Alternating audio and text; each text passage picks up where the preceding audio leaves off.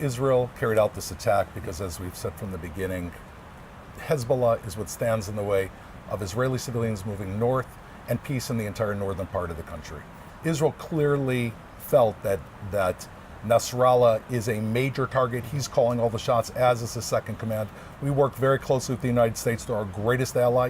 But Israel, at the end of the day, has independence to try to fulfill its military objectives in order to protect its own people.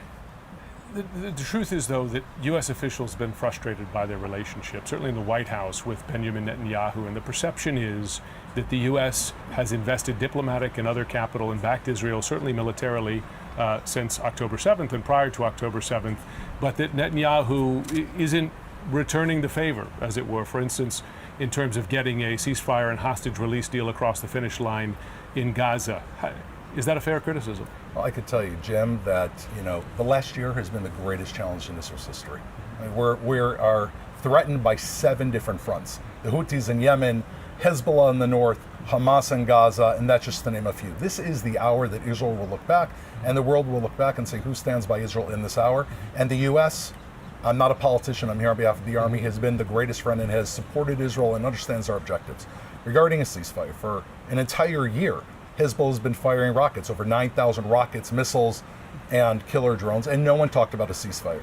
Now that Israel is actually taking the assertion to try to protect its civilians, we're calling for a ceasefire, as we've said and as the Israeli army says, that we're open for anything as long as Israeli civilians can go back to home, and Hezbollah withdraws beyond the Litani. What we know is that right now, Hezbollah, every one of those rockets and missiles is inside one of their own homes, their civilian homes. You've seen the pictures. They don't care about Lebanese civilians. They don't care about Israeli civilians in the world. Instead of demanding Israel to have a ceasefire, should be demanding that Hezbollah pull out. If Hezbollah does not withdraw to the Litani River, is Israel prepared to send in ground forces? We have made preparations, and we've said very clearly that all the options are on the table. Our ground forces have been training over the last few days, the last few weeks.